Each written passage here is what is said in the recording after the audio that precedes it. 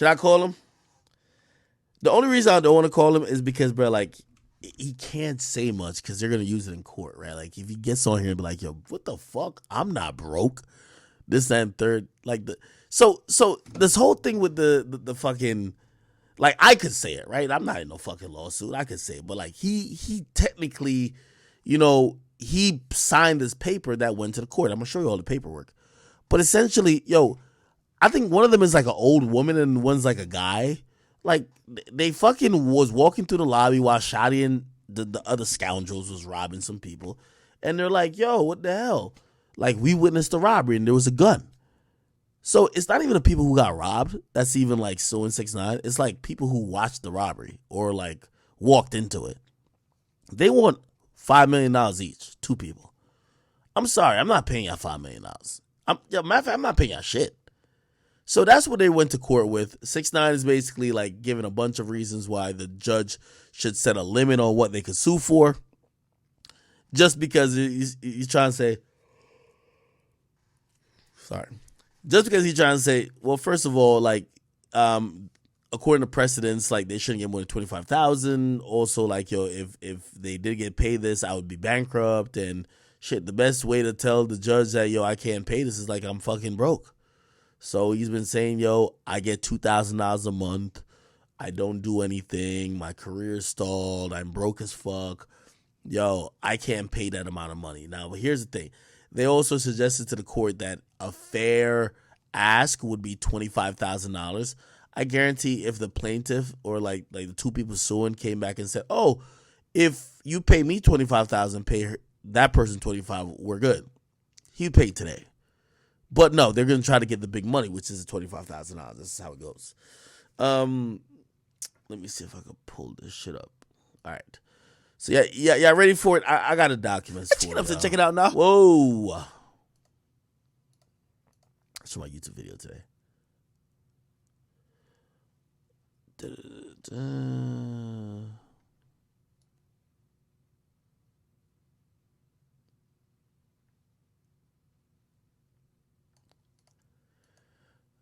Okay. And I believe this was from his attorney right here. So, no, not his attorney. His accountant submitted this. Here we go, chat. Bang. Bing. Go. Okay. So, this is actually the court document.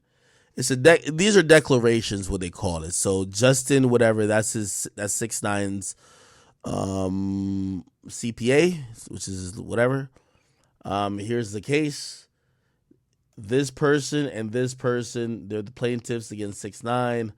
Keep in mind, they're only suing 6ix9ine, even though Shotty robbed them. They're not suing Shotty.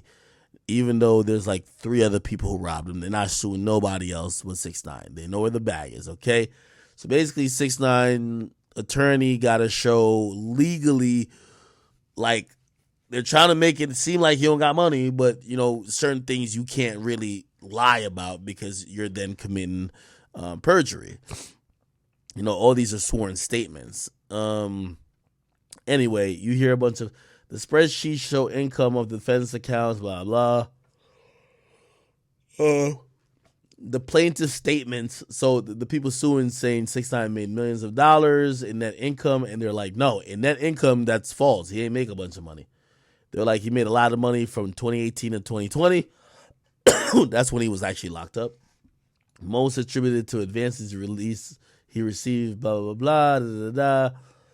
He was incarcerated from 2018 to August 2020, and he was in home confinement, accounted for 4 months of that, and they're saying that in 2021, he was not touring or releasing new music, and yeah. So basically, they're saying, listen, in 2021, the defendant was not touring, blah, blah, while he was incarcerated, and for the next 1 to 1.5 years after his release, his income declined to the point, whereas for 2022, so in these 2.5 months, they're saying his total income is $27,000. They're saying his monthly income net is $2,000, which means in 3 months or 2.5 months, he probably gained about $5,000, right? And this is important because his CPA is saying If he got any other money, I don't know about it. So this is what's coming through the legal streams, and that also this is what his CPA or business manager is on. So all these money that gets wired, his business manager sees these. So he puts this little clever thing to say, I'm unaware of any other asset besides his royalty stream or advances from the record company. So basically, his attorney, or no, his CPA is saying, I don't know 6ix9ine to have gotten any other money in life other than his royalty stream and advances from the entertainment companies. I don't know if he has any stocks, copyrights, houses, or other assets. I don't know. I don't know about none of that shit, which is smart. You know why? Because you don't know if he does have it. Like, you're not lying. Like, if he said, I do know, and I'm not putting it here, you're lying. Right now, he says, I don't know. Right? His current liabilities include past due taxes and are greater than his assets. Therefore, his net worth is technically less than zero. Basically saying, essentially, his net worth is negative, which is mean you're broke. Right? Again, this is pretty clever. Finally, the defendant support his 2 infant children and their mom, as well as their defendant's mom, as well as the defendant's mom and brother. Okay? If the court was to award this amount of money in compensatory damages to each plaintiff, so they use a multiplier based on like a previous case, the defendant would be rendered insolvent and would have to file for bankruptcy, blah, blah. The amount, so it would be this what I'm saying is $5 million per person. It's really like 5.5, so it's 11 million overall. They're multiplying this times this, and that number you're going to see here. Give me a second. You're gonna see this here. So if I scroll down all the way, where is that at? You're gonna see it. They're citing a bunch of cases. It's still pre-trial, which is interesting that All Hip Hop found this.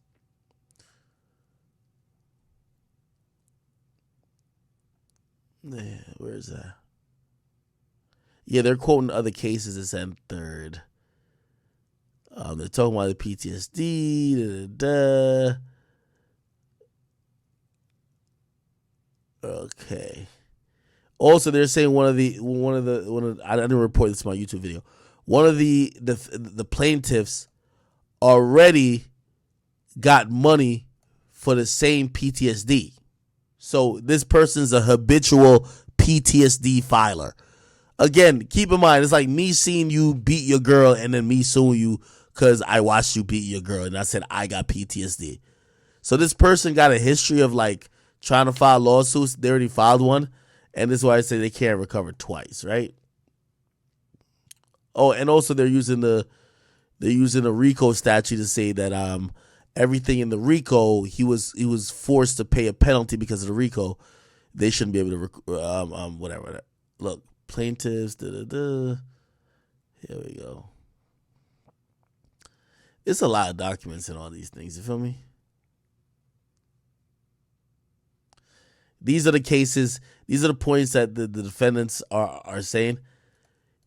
He was only at the scene because he happened to be riding in the same cars as Trey 9 members when one decided, come on, that's cap. 6ix9ine definitely went to fucking rob that nigga with them. You know what I mean? They're acting like he was just in her for a ride along. Like, come on, stop it. All right. So that's kind of cap, but like technically it's true. You can't prove intention, so it's kind of true, right? Secondly, he never left the SUV during the event. Yeah, 6ix9ine never hopped out the car to rob nobody. He did not upload the video to social media. So what, nigga? Right? But that's true too. He was not in the vestibule or the hallway when it happened. So that's where the person said they claimed they saw it. Say he never held the gun during the event. Technically, that's true. He never physically met the plaintiff. Technically, that's true. He was sentenced to 2 years in federal prisons as a role as a role of being a 9 Trey gang. That's true. The bag that was stolen was seized by the police and either returned to the plaintiffs or is in government custody. Oh, wait, is one of them Scumlord Dizzy? Is Kevin Dozier? No. Let me look. Kevin Dozier. That's not Scumlord Dizzy, is it? Scumlord Dizzy. What's fuck? There's a nigga named Scumlord Dizzy. I'm trying to find. When they said return to the plaintiff, I'm guessing was one of the plaintiffs.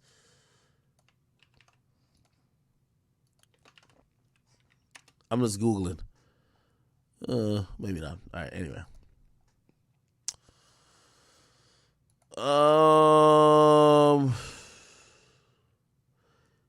Yeah. I'm gonna try to show you the look. So here it is right here. Here plaintiff seeks blah blah blah using the same thing I told you, the little multiplier for punitive awards of $5 million to each plaintiff. Yeah, you're damn right. I'm fucking broke, nigga. I ain't paying you shit. I'm broke. That would constitute a judgment against the defendant totaling in $10.7 million in punitive damages and consequently damages totaling blah blah for a grand total of 11.86. The award for that will be higher than the most extreme cases plaintiffs have attempted to rely upon in their papers. So the plaintiff cited other cases like that where people got paid and they're using a multiplier, but the defense is saying, yo, if we use the multiplier they use, it's just outrageous. Okay. Now, you could tell, you're going to hear the $25,000 I was talking about. It's in here somewhere.